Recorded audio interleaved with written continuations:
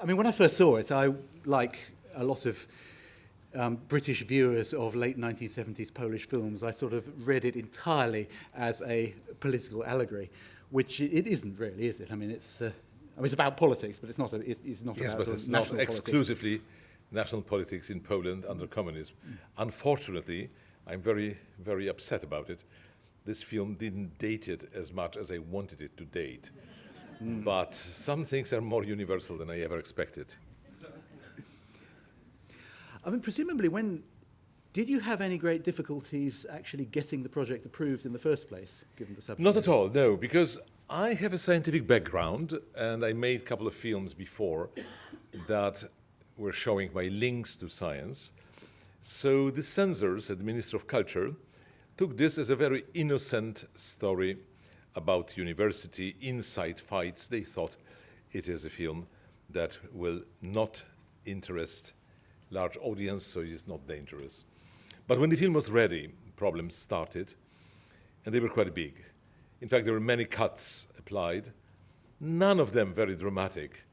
They were rather cosmetic cuts to prove that censorship did their best to improve, but it was impossible to improve it. I got a very special treatment.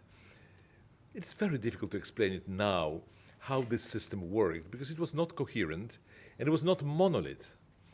So the Minister of Culture, who approved the film, naturally he was on the same boat as I was, because he was responsible for his wrong judgment.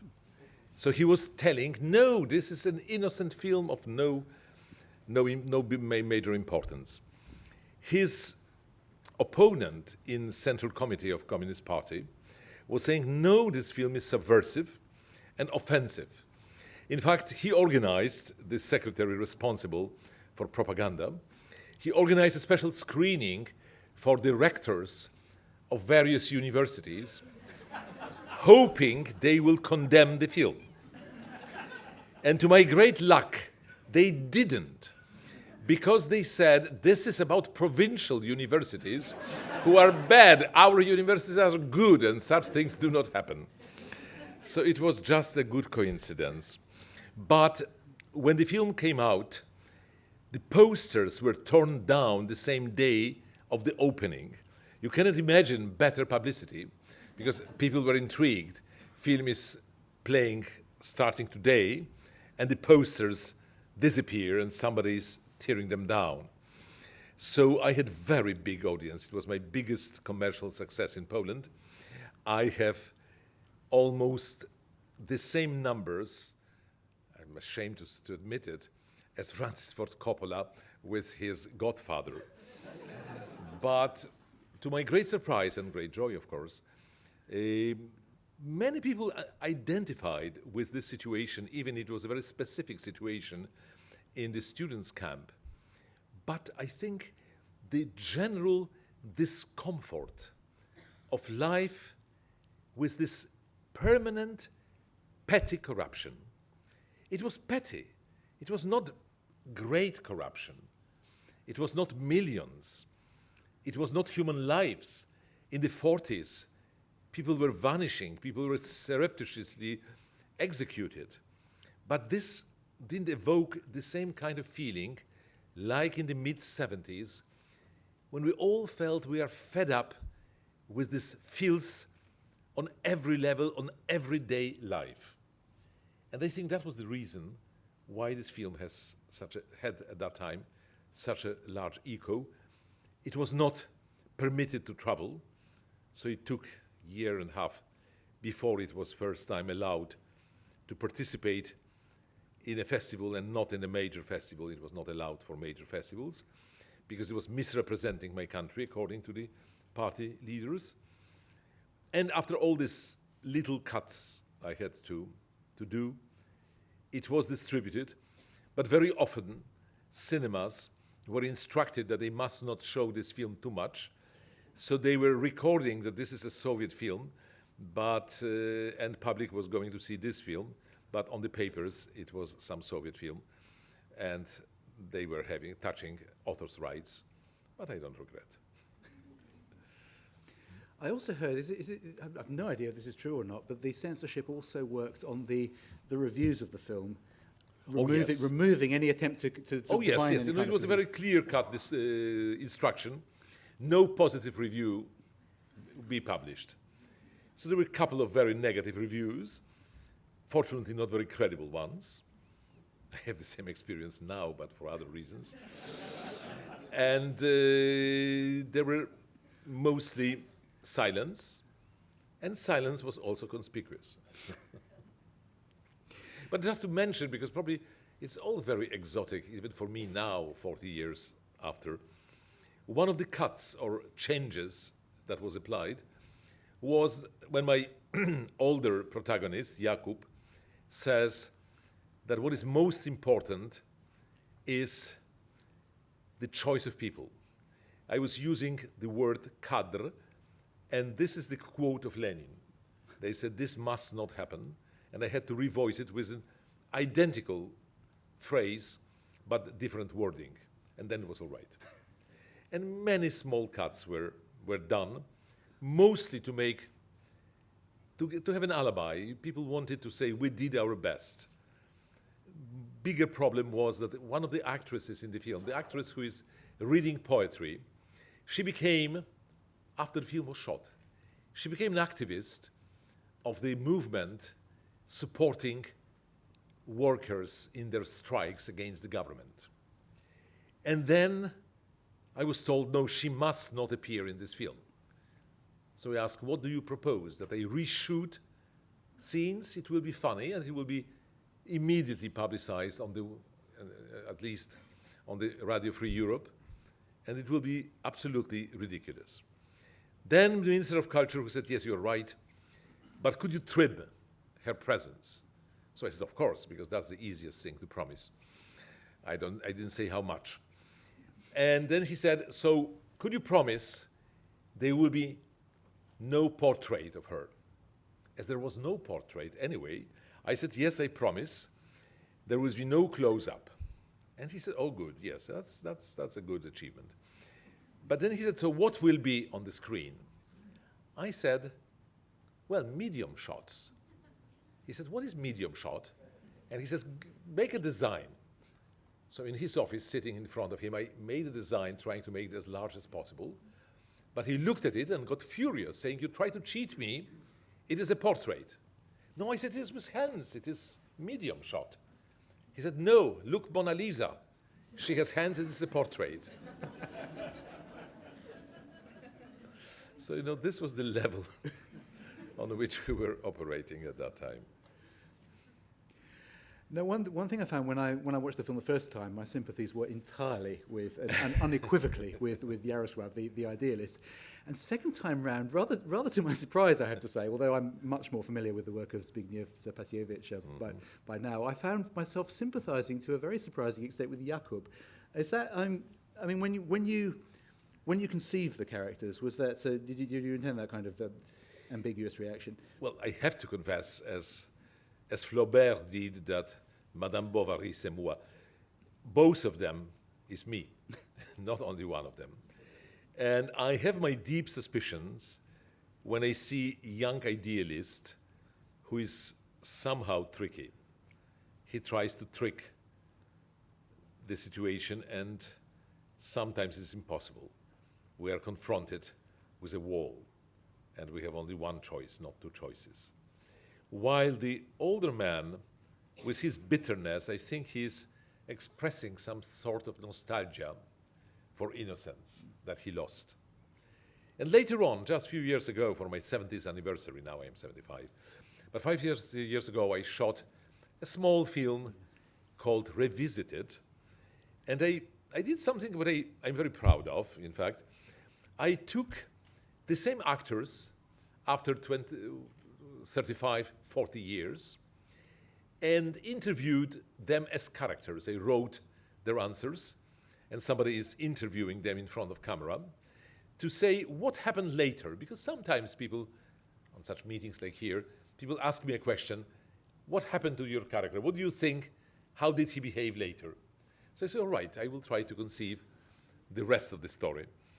And this film is very much in defense of Jakub, of the assistant professor. It is showing that one day he rebelled. He said, enough is enough. And he gave back his party ticket, and he joined Solidarność, and he was in jail. And now he is Professor Emeritus, but he feels that he has chosen a right side. That's what I've done from my today's perspective. And one of the other characters in Revisit was the protagonist of The Constant Factor, wasn't it? Yes. Which is showing, it's the 9th and the 12th of this month.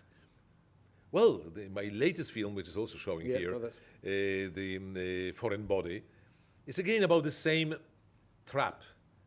What honest, decent person with integrity may do when he is in a corrupt in the situation where corruption is universally present. It's something that bothers me very much. My own existence in the film world gives me lots of inspiration for such reflection.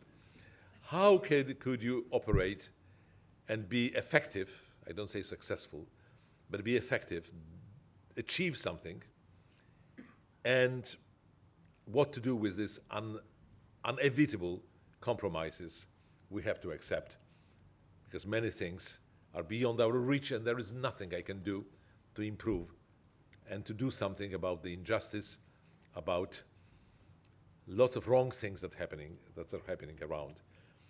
So I think I was always very keen to create this kind of protagonist and confront this protagonist with a very tough life. And he's never a total winner. Nobody is a real winner in life. But at least I don't want to show them destroyed. I want to show them as people who are still fighting, and usually my endings are open endings. I mean, when you, because a lot of your films are based on this kind of a particular sort of hypothesis, sort of work through romantic action. Do you actually think about? Do you come up with a theory for the ideological position first, and then dramatize around that, or do you develop the characters? Well, I think that the ideological position is just my outlook on life, which is part of my identity. So whatever story I'm telling, I evaluate it my own way, according to my experiences and my convictions. But it's not that I try to prove something. And sometimes film evolves. It's a very fascinating process, because when we write, we're quite aware that this is fiction. It's all invented, that it's all product of our usually very tired mind, fed with too much coffee. And then suddenly you feel that the material drags you somewhere where you didn't expect to go. And I feel that my characters say things which I did not intend, but I wrote them. It is surprising, it is almost mystical and very, very exciting. And then I see actors performing, and I start to believe that this dialogue is real, and I know it is all product of my very, very tired mind. So it happens that my protagonists behave in a different way than I planned. And of course, sometimes the protagonist is played by a professional actor, and sometimes, as in the case of Illumination, which is also showing, he isn't. I mean, did that demand a different approach? Because he's. Well, it does demand a different approach, because actor is creating. Even if some of my films I tried actors to improvise. Of course, I could do it only in my mother tongue, in Polish. But otherwise, I don't control the text. Don't control it enough. But actor is always creating the character and not representing himself, while amateur actor is like a dog, like a cat, or like a child, or like a very old person. He is expected to be himself. I don't want any acting. I want them just to behave, as we say, naturally. That means forget the camera and say it the way you would have said it in natural situation. But of course, then actor must be glued to the character. I cannot expect somebody who is not an actor to act, and I should not ever ask for it, because this will be a mistake. I have to buy what is presented. I mean, because for example, with something like Illumination, we have a protagonist who is. I mean, I noticed there are strong biographical similarities with you in that you both started out as studying physics at university and then went off in a different direction. Were you? How should I phrase this? Did you actually base the character on yourself and then saw where Stanisław Latour took Well, it? there are two levels. I think his intellectual biography is absolutely my biography. But the real facts that happen are not the facts that happened to me. I didn't marry, I didn't have a child that early as he had, and so on and so on. I was not kicked off from the university. I was much younger, much older, and so on and so on. So the facts are invented, but his preoccupations are mine. Because I'm trying to remember the order. Do you start off studying philosophy and then physics? No, physics. First First physics. physics. Physics it was no choice. Could you imagine 1955? It was the end of Stalinism, but we didn't know that this is a real end. Stalin was dead, but the system was still there. And I was confronted with a very difficult choice. I was only 15. And what can I study? I was supposed to be an architect, as my all ancestors, my family of Italian origin, all architects. But my father, preparing me to be an architect, was showing me social realism and was explaining to me why this is ugly, why this is design made by a villain, by a primitive person, having no culture. That's why it is so ugly, why the proportions are wrong, why the windows are in the wrong place. And after all that, I thought I would apply to become student of architecture, and I will be making similar designs, similar projects, and that evening I will be laughing with my children, showing them how ugly it is. I said, no, this is not a biography I would like to endorse. And then I said, well, physics, mathematics. When I was in school, even in primary school, my parents were teaching me, and that's all very difficult for a very young kid, that when I study physics, mathematics, and chemistry, I have to trust my teacher and don't question. But when they tell me something about the literature, history, or geography, I have to go home, even biology, and check with my parents. Parents will tell me the truth, and I'm not supposed to report this truth in school. So I have to have two kinds of truth. One is my own, and one is the official one. And I was already quite skillful in this double thinking, even before I read George Orwell.